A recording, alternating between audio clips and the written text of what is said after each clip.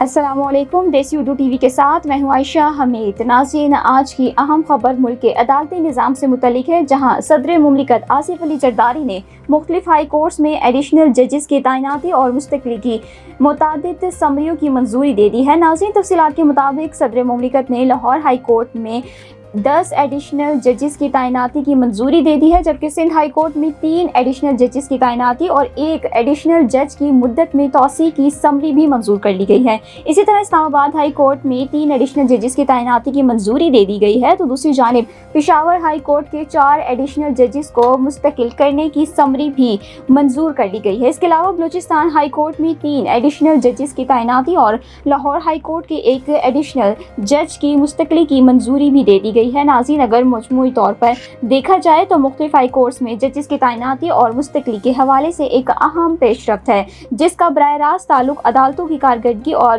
مقدمات کی سماعت سے بھی ہے۔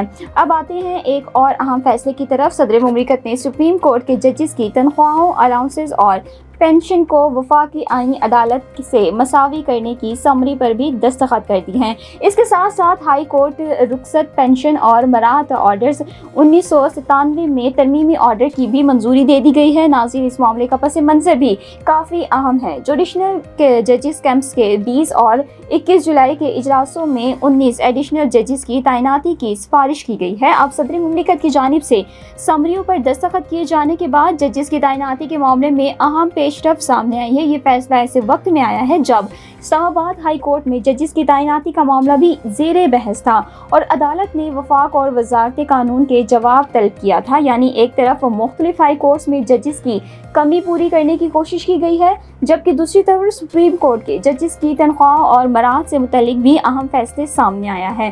اور ناظرین، اسی کے ساتھ ایک حکومتی تقرری کی بھی منظوری دے دی گئی ہے۔ ہارون اختر کو وزیر اعظم کا مشیر برائے صنعت و پیداوار مقرر کرنے کی سمری بھی منظور کر لی گئی ہے۔ تو مختصر آج کی بڑی خبر یہ ہے کہ صدر مملکت نے ہائی کورٹس میں ججز کی تعیناتی، بعض ججز کی مستقلی اور عدالتی مراعات سے متعلق متعدد اہم سمریوں کی منظوری دے دی ہے۔ اب خیال میں ہائی کورٹ میں ججز کی ہر وقت تعیناتی سے زیر التوا مقدمات میں کمی لانے میں کتنی مدد مل سکتی ہے؟ اپنی رائے کمنٹ سیکشن میں ضرور شیئر کریں۔